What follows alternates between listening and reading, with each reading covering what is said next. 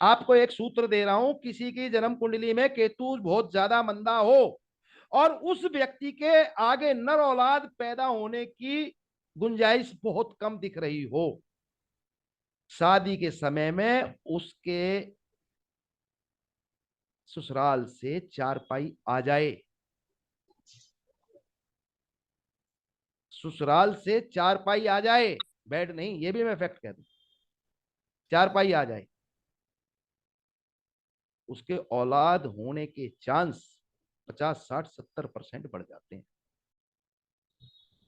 और कितनी मामूली सी बात है।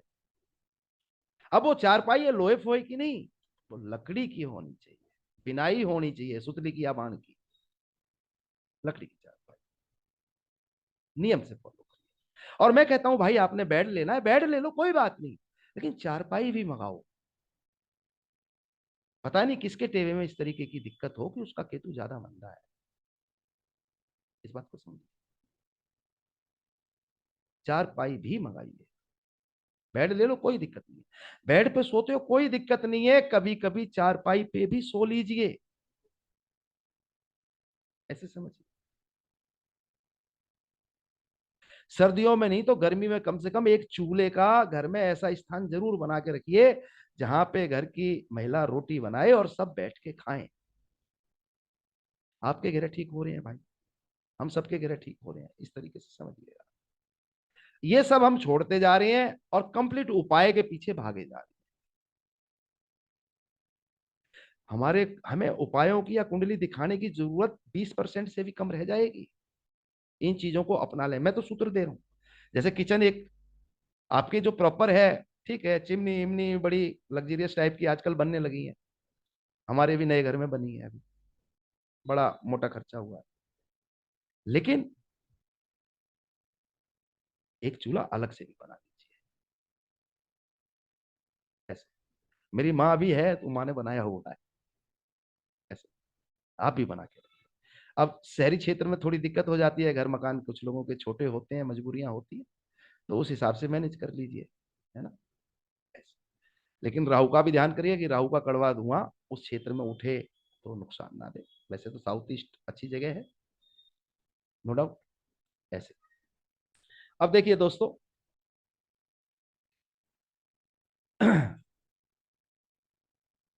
चारपाई छोड़ी, कमर दर्द,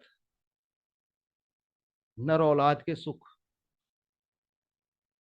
फालतू की टेंशन और भटकाव मिल गया, ससुराल से मिली हुई चारपाई इन चीजों को बचाती है। आप समझने की कोशिश करिएगा।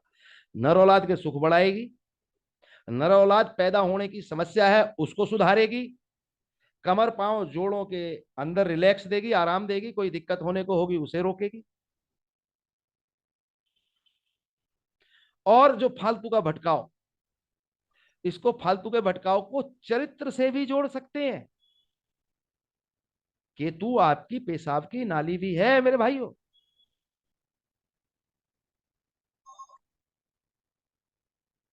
ऐसे। क्या रिकॉर्डिंग हमने स्टार्ट कर ली थी? पक्का? हाँ जी, चल रही है प्रदीप जी रिकॉर्डिंग। इस बात को समझिए।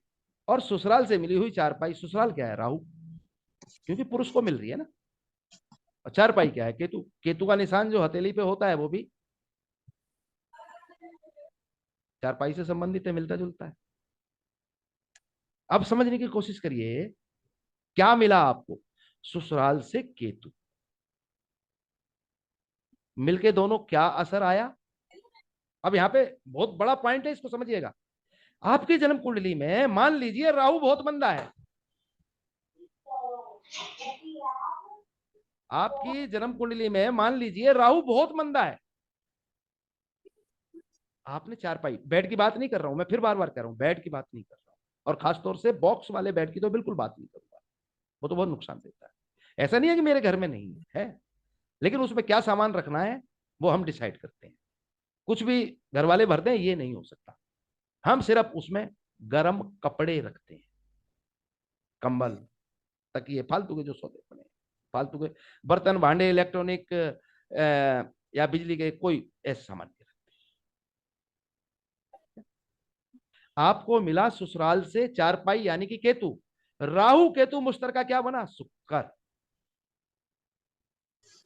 अब यहां पे पॉइंट समझिए, आपकी जन्म कुंडली में अगर राहु मंदा था यानी कि ससुराल के बुरे हाल, या आपको राहु की अनएक्सपेक्टेड प्रॉब्लम, धोखा छलावा फरेब, या ससुराल से आपके संबंध मंदे, या ससुराल से आपके दुनिया भर के मतलब इज्जत बेइज्जती के बहुत सारे माहौल बनते हैं,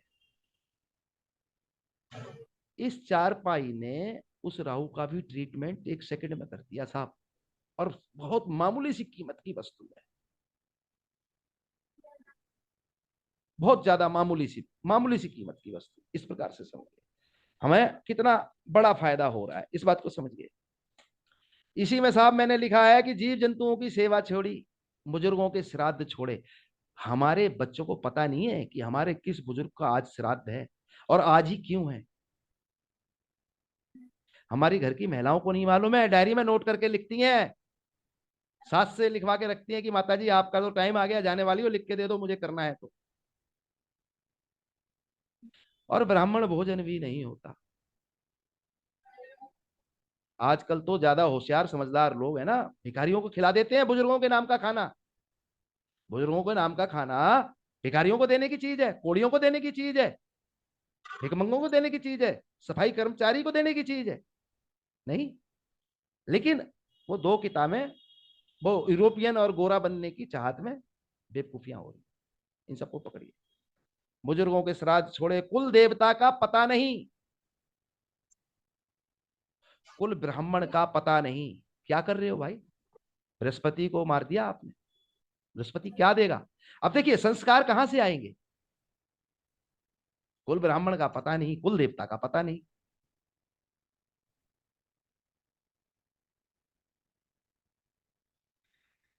बहन बेटी के भात और छोचक भरने में भाइयों को आफत आ जाती है। बहन बेटी के भात भरने में और उसके जब बच्चा हो तो छोचक देने में भाइयों की आफत आ जाती है। बुध का इलाज अपने आप हो गया ना,